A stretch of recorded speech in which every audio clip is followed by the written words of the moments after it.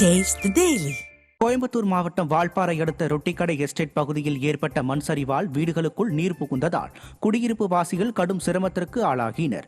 வால்பாறை பகுதியில் நிலச்சரிவு ஏற்பட வாய்ப்புள்ளதாக எச்சரிக்கை விடுக்கப்பட்டிருக்கும் நிலையில் விடியாதிமுக அரசின் அதிகாரிகள் அலட்சியம் காட்டியதாக அப்பகுதியினர் குற்றம் சாட்டியுள்ளனர். மேலும் உயரமான அப்பகுதியில் ஏராளமான குடியிருப்புகள் மற்றும் கட்டடங்கள் உள்ளதால் பெரும் நிலச்சரிவு ஏற்படும் முன் கழிவுநீர் கால்வாய் மற்றும் தடுப்பு சுவர்கள் கட்டித்தர அப்பகுதி மக்கள் கோரிக்கை விடுத்துள்ளனர்.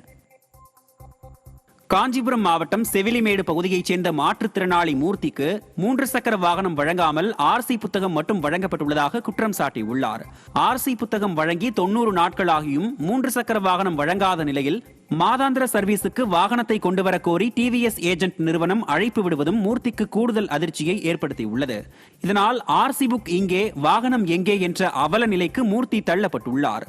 விடியா திமுகவுக்கு மாற்றுத்திறனாளிகளின் துயரங்கள் எப்போதுதான் புரியுமோ என பலரும் புலம்பி வருகின்றனர். கிருஷ்ணகிரி மாவட்டம் போச்சம்பள்ளி வாரச்சந்தை சேரும் சகதியுமாக இருப்பதால் வியாபாரிகள் பெரும் அவதிக்குள்ளானார்கள். போச்சம்பள்ளி வாரச்சந்தையில் பொதுமக்கள் காய்கறி மற்றும் மளிகை பொருட்கள் வாங்கிச் செல்வது வழக்கமாகும். இந்த நிலையில் கடந்த சில நாட்களாக இரவு நேரங்களில் பெய்த மழையில் போச்சம்பள்ளி சந்தை வளாகம் சகதியாக மாறியுள்ளது.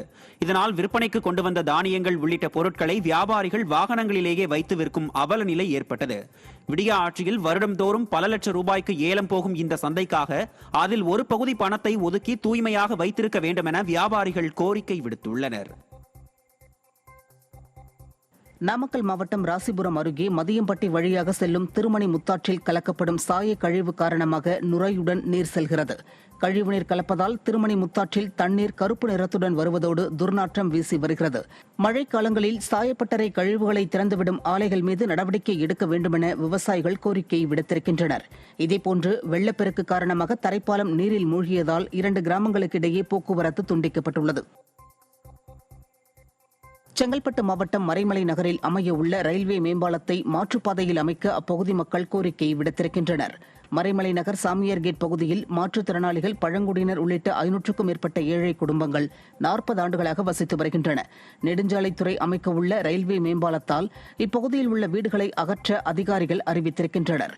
இதனால் அவர்களின் வாழ்வாதாரம் பாதிக்கப்படும் என்றும் இந்த மேம்பாலத்தை மாற்றுப்பாதையில் அமைக்க வேண்டும் அல்லது தங்களுக்கு மாற்று இடத்தை வழங்கி பிறகு மேம்பாலத்தை அமைக்க வேண்டும் என்றும் அப்பகுதி மக்கள் கோரிக்கை விடுத்திருக்கின்றனர்.